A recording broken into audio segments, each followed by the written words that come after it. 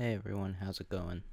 In this video, I just wanted to talk about the different types of numbers you might experience in high school and also on tests like the ACT or the SAT. Now, before I begin, I just want to start off by saying there's dozens of different types of numbers, but for the purposes of this video, there's probably just 5 or 6 that you kind of have to know to do well on these types of tests. So the most specific type of category, that's called the natural numbers. Now the natural numbers are positive, non-decimal numbers. So they can be something like 1, 5, 15, anything like that. The next level above that is called the whole numbers. Whole numbers take natural numbers just one step further, so we can still have numbers like 1, 5, and 15, but now we can also have the number 0.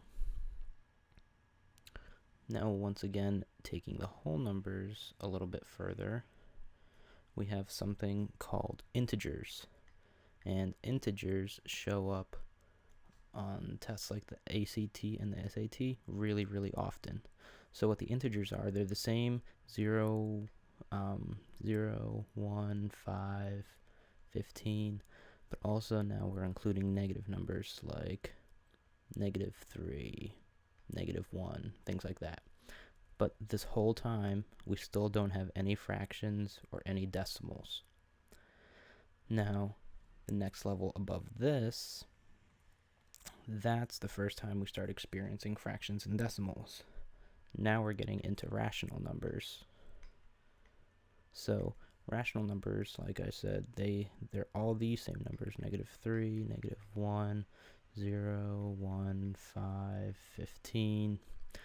But also we can have things like a half, 0.75, 0.1212.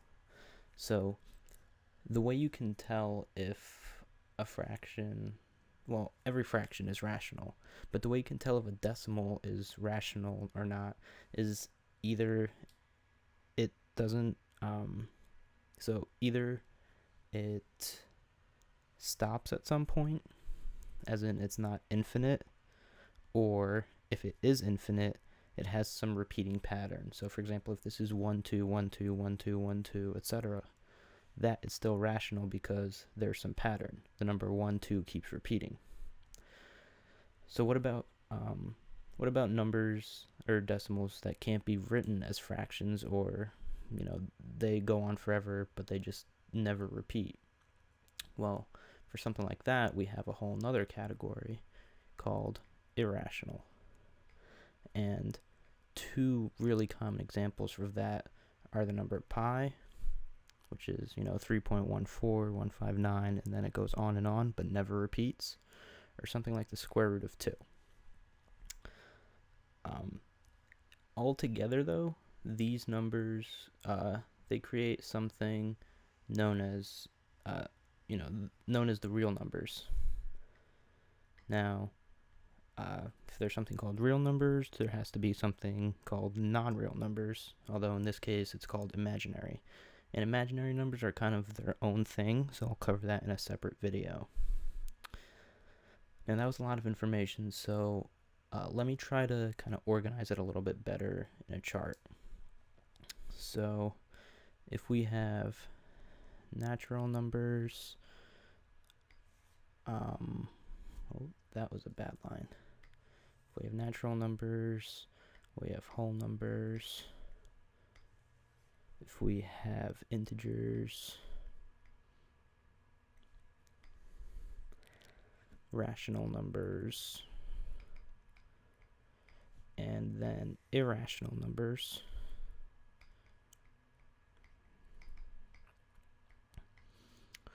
then we can kind of look at several different criteria. So the first one we'll look at is, can there be a decimal?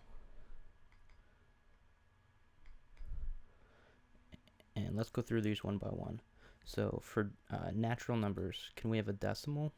Well, natural numbers, no, we can't have a decimal. So here, it's going to be no. What about for whole numbers? Whole numbers, also not.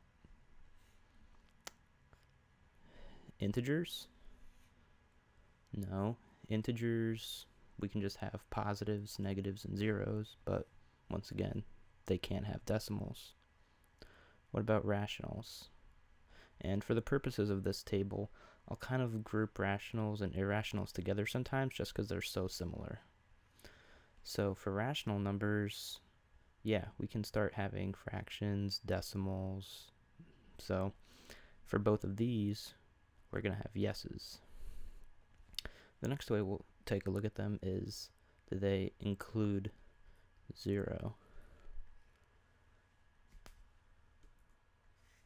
So natural numbers, if we look back, they don't include 0. Oops. They don't include 0.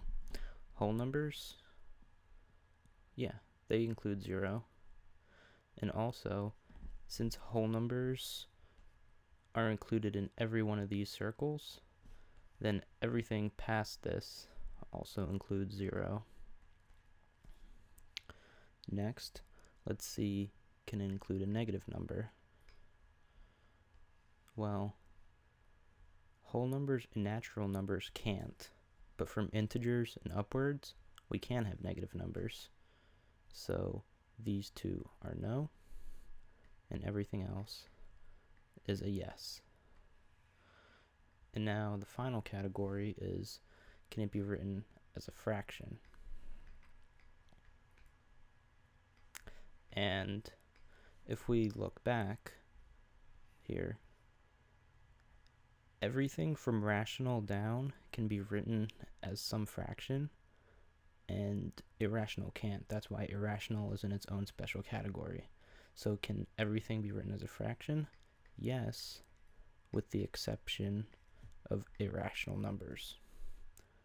So I hope this video helped out, and as always, happy studying.